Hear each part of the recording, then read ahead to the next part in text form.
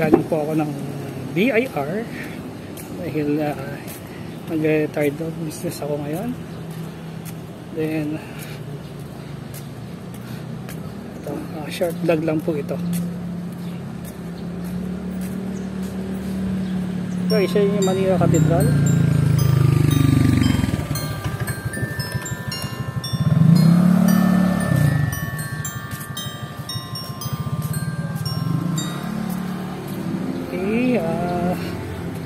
Malinis naman dito. Then marami rin turista.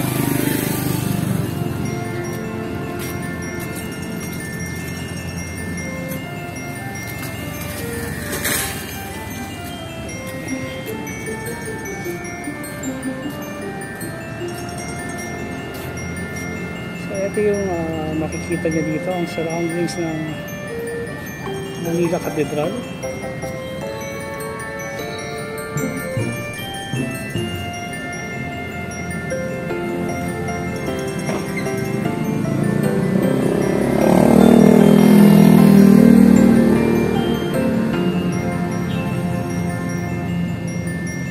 Okay, punta tayo doon sa park.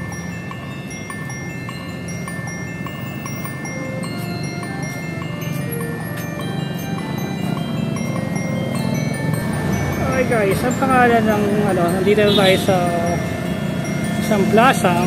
Matagal ka na napupunta dito, pero ngayon ko na nalaman na Plaza Roma pala ang pangalan nito, katapat ng Manila Cathedral.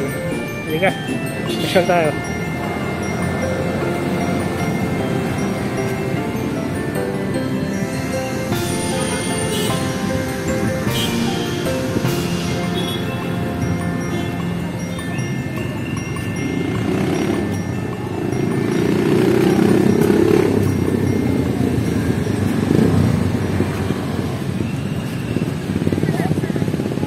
Ito yung tapat ng Plaza Roma.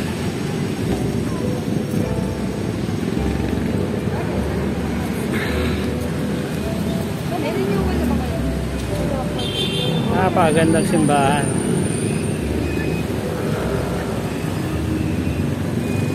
Manila Cathedral. Okay, katulad ng dati, may mga kalesa pa rin dito. Ito, nakasuot po siya ng traditional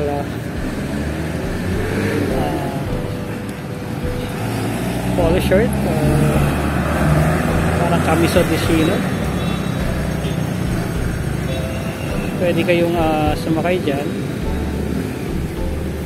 And marami rin kainan dito, mga fast food katulad ng Chowking, KFC, Jollibee, Greenwich, and many more.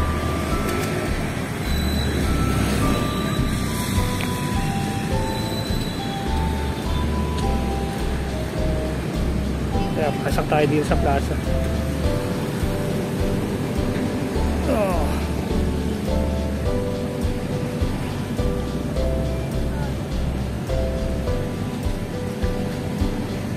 Ganda din dito guys.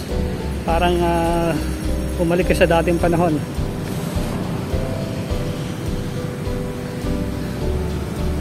Okay, may fountain dito.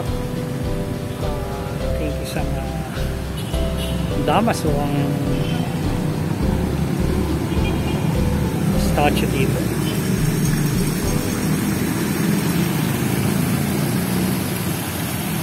So, ayan po yung makikita nyo dito sa tapat ng Manila Cathedral sa Plaza Roma. So, may mga dito, pwedeng upuan.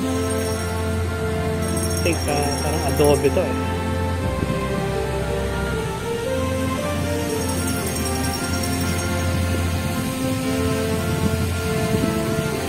very greenish dito.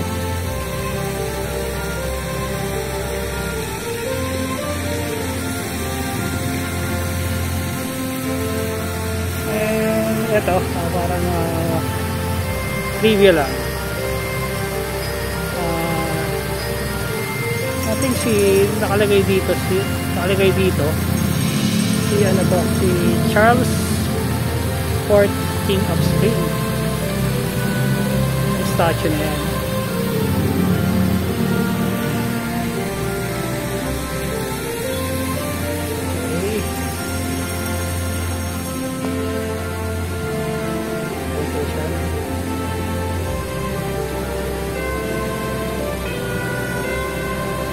Ayos naman dito, malinis,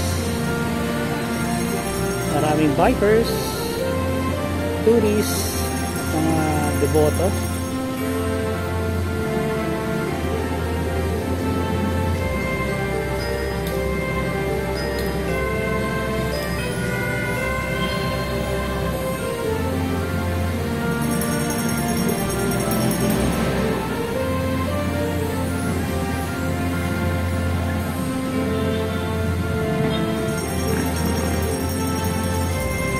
Tara, lakad pa tayo.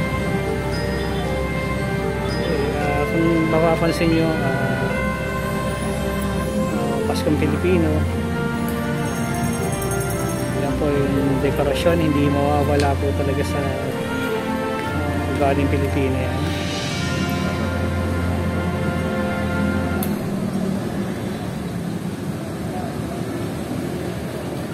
Napaganda ko. Na-maintain po mabuti to, kaya very rare yung ganitong structure dito sa Pilipinas, pero marami to, hindi lang masyadong napipictures.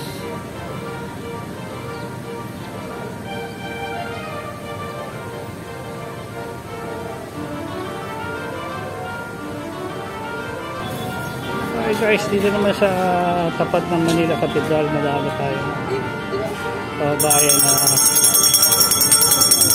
nagbibenta ng mga dirty ice cream.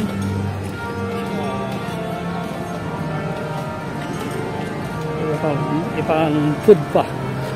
And ito, itong building na to, napakaganda rin.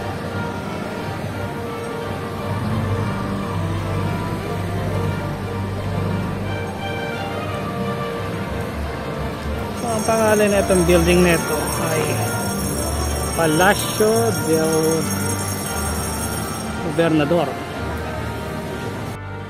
Good afternoon guys. Nandito ako sa loob ng Manila Cathedral. Quick look lang. Nakapatay po yung ilaw. Hindi na pwede makapos sa aisle.